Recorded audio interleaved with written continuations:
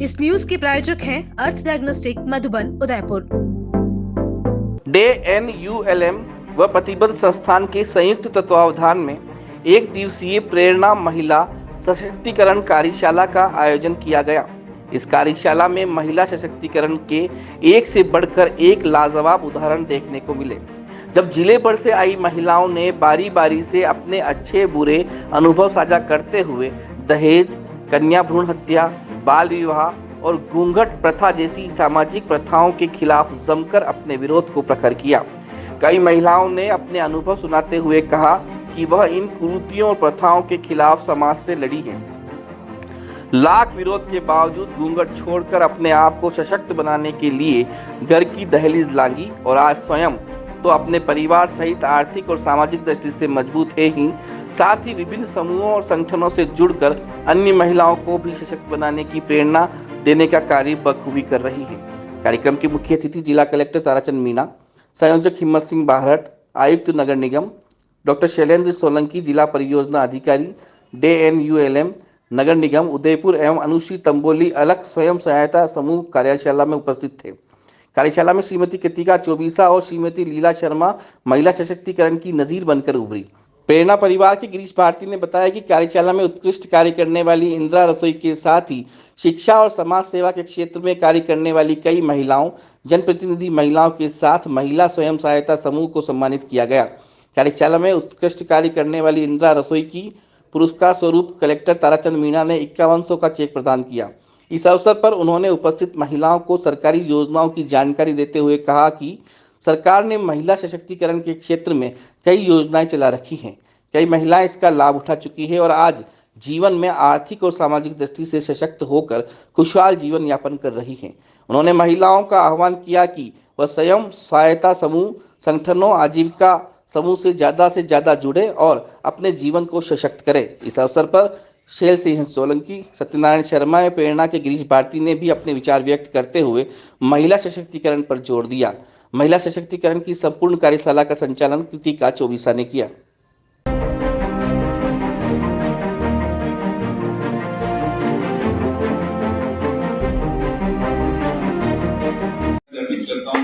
संस्थान ने इस कार्यक्रम में मुझे आमंत्रित करके आपके बीच आने का मौका दिया है। जैसा कि कार्यक्रम की पृष्ठभूमि के बारे में मुझे बताया गया, जो जीवन के विभिन्न क्षेत्रों में, समाज के विभिन्न क्षेत्रों में उत्कृष्ट कार्य करने वालों का आज सम्मान यहाँ किया जा रहा है। आप सभी जानते हैं कि स्वयं सहायता समूह, कृषक उत्पाद संगठन, स्वयंसेवी संगठन आदि जो होते हैं वो समाज में एक व्यापक उद्देश्य को लेकर चलते हैं और संगठन में ही शक्ति है उस भावना से काम करते हैं। कई बार आर्थिक स्रोत सीमित होते हैं, जो रोजगार की दृष्टि से या कोई उद्यम लगाने की दृष्टि से या कोई कार्य करने की दृष्टि से समाज के कई वर्गों में, कई व्यक्तियों में इतनी राशि नहीं होती, इतनी आर्थिक संबलता नहीं होती है, लेकिन SHG के माध्यम से बड़े काम हम कर सकते हैं। आप सभी जानते हैं कि SHG का हालांकि लगभग 20 वर्षों से ये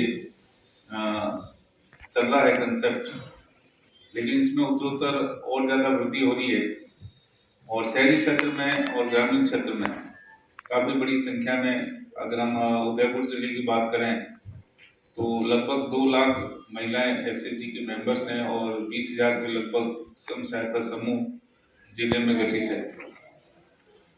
आपने कुछ माह पहले देखा होगा कि गांधी मैदान में जो स्वयं सहायता समूह है जिले के, उनका एक बड़ा सम्मेलन हमने किया था। उसमें 15,000 के लगभग महिलाएं उसमें उन्होंने शिरकत की थी और एक बहुत बड़ी एक शक्ति है जो जिले में विभिन्न विकास कार्यों को क्रियान्वित करने में अपना योगदान देती है।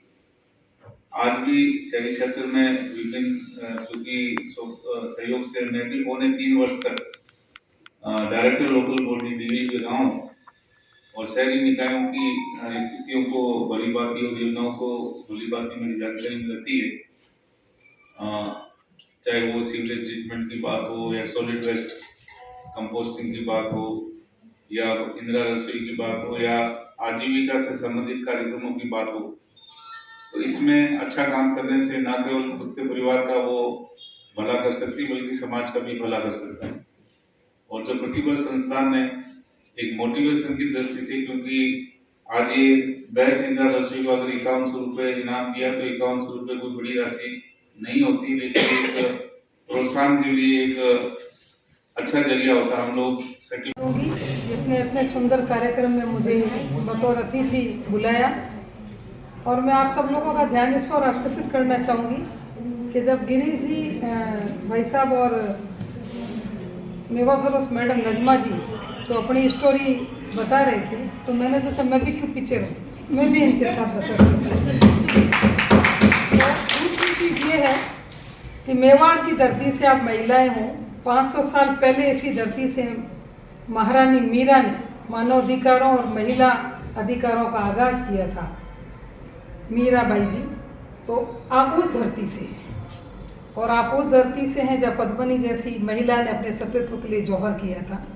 तो मैं इस धरती को नमन करती हूँ। आप उस धरती से हैं जहाँ महाराणा प्रताप जैसे, रहीम कसूरी जैसे सूरवीर योद्धा पैदा हुए। तो इस धरती की महिलाएं कैसे पीछे रह सकती हैं? और जहाँ तक आप अगर प्रेरणा की कर रहे हो, तो प्रेरणा चेतना के बिना कहाँ है? प्रेरणा तो आपको कितनी दे दी जाएगी, अगर जिंदगी में चेतना ही नहीं है तो प्रेरणा कहाँ है? तो प्रेरणा से पहले चेतना का होना जरूरी है। धन्यवाद। चलो कोई बात नहीं। मैं बता दूं आपको, मैं जैसलमेर जैसे बहुत छोटे से जिले से, जहाँ बेटियों को नहीं पढ़ाते थे, मेवा फरोश मैडम ने कहा कि हमारे यहाँ तो कोई नहीं पढ़ाता था। तो अपने भारतीय समाज के अंदर पुरातन भारत को अगर देखेंगे, मध्य भारत को देखेंगे, आधुनिक भारत में भी अगर देखोगे, तो महिलाओं की, बच्चियों की एजुकेशन का परसेंटेज अपना बहुत कम है। मैं जिसकी राइटर हूँ, आप लोग पढ़ते रहते हो। तो मैंने जब बीएससी बीएड किया, उसके बाद मैं पुलिस में आ गई। तो पुलिस में आने बहुत बड़ी चीज़ थी 1995-96 के अंदर, आप सोचो। तो भी हमारी किस्मत हमें ले आई। उस समय मेरा क्वालिफिकेशन बीएससी बीएड था, मैं फर्स्ट क्लास स्टूडेंट थी, लेकिन मैं हिंदी मीडियम से पढ़ी हुई थी। तो जब मैं पुलिस की नौकरी में आई तो मुझे ऐसा लगा कि हाई कोर्ट और सुप्रीम कोर्ट के अंदर आप देखते हो कि मैक्सिमम प्रैक्टिस इंग्लिश की है आज भी। तो मैंने सोचा मेरा इंग्लिश इंप्रूव करना चाहिए। तो 2009-10 के अंदर मैंने इंग्लिश लिटरेचर में एमए किया। अब आप एमए की स्टोरी सुनना, आप तो कह रहे हो ना कि हम पढ़ाई दे रहे हैं, रुक रहे हैं, कैसे दे रहे हैं। तो एक सेकेंड ईयर में कोई पेपर था जिसकी मुझे किताब, मतलब मैं किताब पढ़ने का मुझे समय मिलता ही नहीं था, मैं 1 वीक से पढ़ती थी। तो अपने कल परीक्षा 3 बजे लेके आओ, तो गए तो वापस आए गए, मिली नहीं। तो दूसरे होशियार को भेजा, मैं गई तो यूँ ही गया, वैसे ही बोल लिया। दूसरे को भेजा लेके आओ, तो आधी फटी हुई लेके आया, उसको आधी फटी हुई मिली।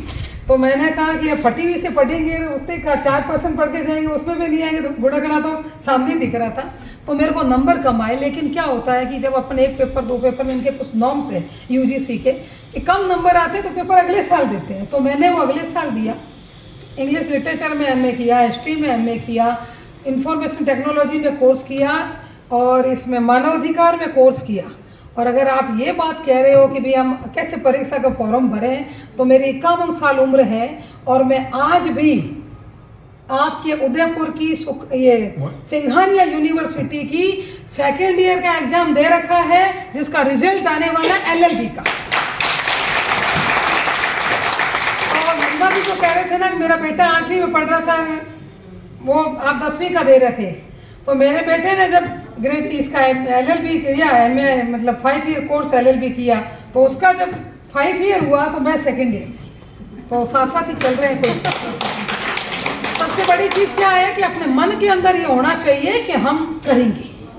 आप क्या होगा, आपका क्या होगा, आप फेल हो जाओगे, उससे ज़्यादा तो आपका कुछ नहीं होगा, कुछ नहीं होगा ना। लेकिन ये सोचिए कि ज़िंदगी में कोई भी चीज़ है तो वो कुछ होने के लिए ही है, उसमें खोने के लिए कुछ नहीं है। खोने के लिए ज़िंदगी में आदमी के पास एक ही चीज़ है, सिर्फ एक, वो है उसकी ज़िंदगी जो मौत से जुड़ी हुई है। कि अगर आप मर गए तो दुनिया का कोई भी विज्ञान, कोई भी भगवान, कोई भी ताकत, कोई भी दवाई, आपको कोई भी क्या कहते हैं, आपको ब्लेसिंग जो होता है, आपको वापस जिंदा नहीं कर सकता है। उसके अलावा दुनिया के अंदर खोने के लिए कुछ भी नहीं है। और अगर अपन भगवान को मानेंगे, ईश्वर अल्लाह को मान के कहेंगे, तो ईश्वर अल्लाह ने ये कहा है कि आए हो तो लाए क्या हो। जन्म भी माँ के पेट से हुआ है, धरती पे आए हो, माँ के पेट से निकले हो, धरती पे आए हो, धरती पे चलना सीखा है। धरती पे मर जाओगे, धरती पे या तो जला दिए जाओगे या गाड़ दिए जाओगे। तो इसलिए ज़िंदगी में मैं तो हमेशा सोच के चलती हूँ कि अपन ज़िंदगी में ना तो कुछ लाए हैं ना कुछ ले जाएंगे। एक अपन ईश्वर के भेजे में कुछ है, केतन रंगमंच के कलाकार हैं कि मुझे पुलिस में भेज दिया कि आपको वर्दी पहन के अच्छा रोल निभाना है।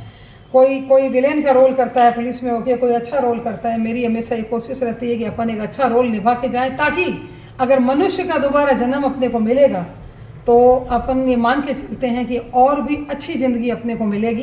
क्योंकि मैं देखती हूँ अपन जब अपन अब निचले तबके के लोगों को देखते हैं, अपन कई बच्चों को देखते हैं। एक बच्चा कभी जब मैं कार्रवाई करती हूँ तो मैं देखती हूँ कोई बच्चा कहीं बर्तन मांज रहा है, झाड़ू पोछे कर रहा है, माँ बाप नहीं है, माँ बाप मर गए हैं, पढ़ाई के पैसे नहीं है। एक बच्चा मैं जब फ्लाइट के अंदर जाती हूँ तो देखती हूँ कि उनका स्टैंडर्ड पैसा उसने कहाँ जन्म लिया है। तो ये अपने कर्मों का फल है और इस कर्मों के फल को अच्छे करने के लिए हमको अच्छा बनना ही होगा। तो प्रेरणा स्कूल ने मुझे भी बहुत प्रेरणा दी है। मैं भी कोशिश करूँगी। मुझे नहीं पता था, अगर मैं इस प्रोग्राम में नहीं आती तो मुझे नहीं पता था कि मैं आपकी स्कूल को एक जनरल स्कूल जैसे लोगों की होती है वो ही मान के चल रही थी। मेरे पास बहुत से केस आते हैं जिसमें महिलाओं को स्कूल की पढ़ाई छूट जाती है और सबसे बड़ी चीज़ मैं क्या देखती हूँ, उनका मनोबल टूटा हुआ होता है।